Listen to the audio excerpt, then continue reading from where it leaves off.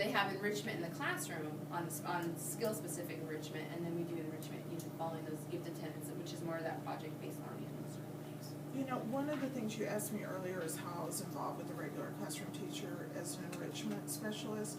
Well, we do data team meetings where I work with Angie and Katie and Jason, and then the regular classroom teachers during their time when we sit down to look at their data. And I usually have something during that period of time when we meet with all the teachers that I bring gifted strategies. And in the beginning, it was like just us all getting on the same page and speaking a common language when we first started talking about enrichment. But now it's no longer a buzzword, it's just automatically built into who we are. And I think the teachers feel really, really confident. But I am a resource, so if they need anything, you know, they know that they can email me and I can look for whatever they might be working on within the classroom and help it that way. So you said you have these, data team meetings? Yes. And when does that take place? Angie, I'll let you explain that. We do the data team meetings 2 times a month, so we alternate every other week.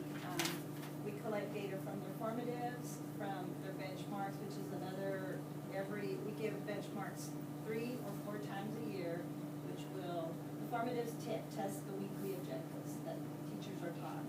After probably about a month or so, then we give, district-wide, we give benchmarks, which the whole district will take, and it'll assess all those objectives that have been taught up to that time frame. And then we collect data there. So we bring this data, we analyze it, we look at it, we give, we look at how we're doing as a grade level, what areas we need to focus on, where were our strengths, where were our weaknesses. We also look at it individually. You did awesome on main idea, your scores were this in your class, this was your weakness, and what do we need to do to get you there? So we take all the different data, look at it, and work with teachers, come up with ideas. We talk about their lesson plans, what are you doing in your classroom, and get them to collaborate. Is that done during the school day? I mean, do you have It's then done during their- substitutes that take? It's done during their special time. We have common plan time here. And that was something that I felt really strongly about as an administrator, to make all of these things work, reteach and enrich, skill-specific tutoring, data teams. Teachers have to have time to collaborate. It doesn't work if you don't. And so we have a common plan time. So we have art, music, PE, computers. And so those are our specials that when kids are at specials, teachers have that common plan time every single day where they can, and there's 2 days a week that they're required to meet and plan. The majority of them use 4 days at least where they sit down and they plan together.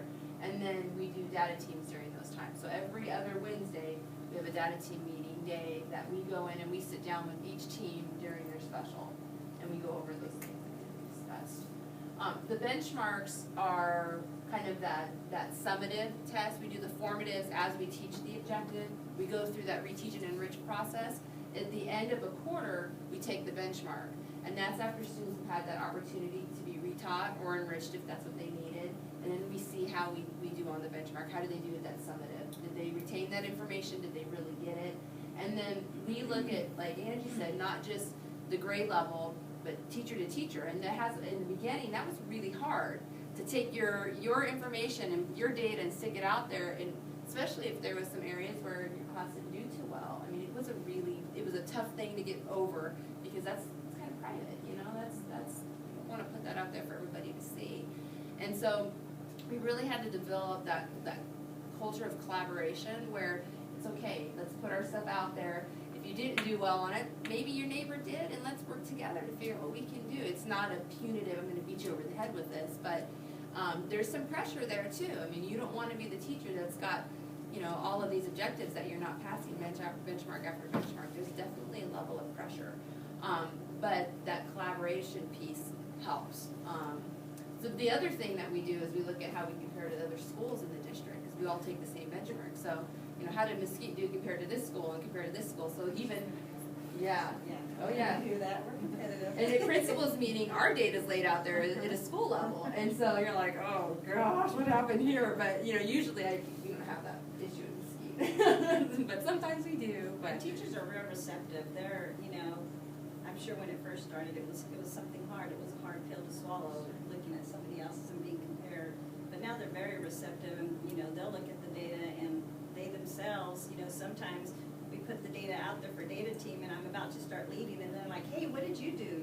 They just will take over and start asking each other.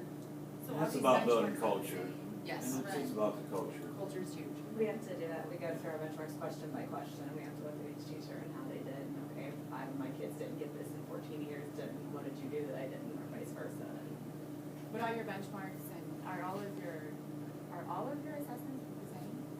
Are your formative, your summative? Yes. All your Yes. benchmarks and Across the district district, wide? yes. They weren't at one time. Yeah, I mean, that's your gotta be formatives quite are a, the same across the entire district? process to go through. It was. It was years and years of work. We actually started formatives in the seat, and we handwrote them as teachers. We sat down and we wrote out the questions, and that's what we used. And as more schools started using formatives, it's like, well, why am I writing a formative and you're writing a formative? We're teaching the same thing. Let's work together here. And it just kind of developed, and now we have what's called the district formative assessment team. And there's a person from each school that comes together and they write all the formatives. So it's like a committee position. So You have a first grade level teacher from this school, from every school, and they get together and collaborate at the district level to come up with those formatives. Now with these common core standards, is all this changing them for you? And are you in the process of doing that right now, or Yeah. are you teaching them right now? Yeah, that's a good question, and you'll see evidence of Common Core as you go through classrooms. One of the big changes for us as a district is that our instructional delivery model is EEI, we use essential elements of instruction, and for years, we have followed Bloom's. All of our objectives are written in the Bloom's level, I mean, that's what we did. The Common Core doesn't use Bloom's, they use the depth of knowledge, DOK. And so that's been a big shift for us this year, is getting away from Bloom's and really looking at the level of DOK that our instruction's occurring in. So the first thing that we started to do, all of our teachers have to post objectives in their classroom, so you'll know exactly what's being taught, it's written up on the board. We have essential skills, essential questions posted, and then the learning objective posted. We looked at our learning objectives, and they were pretty much written at a lower level. They were even written at a lower level on Bloom's. And so we know the Common Core, the majority of the Common Core, especially on the PARCC assessment, is going to be a level 2 or 3, even a level 4. So one of the things that we've started to work on is making sure that all of our objectives are written at those higher levels, so at a higher DOK level. And then to make sure that the tasks that students are completing is at a higher level. You can't just have a higher level objective and then give your kid a worksheet. It doesn't work that way. And so the task has to be at a higher level. So Angie, you want to stick that up on the projector maybe? It needs to be written in a way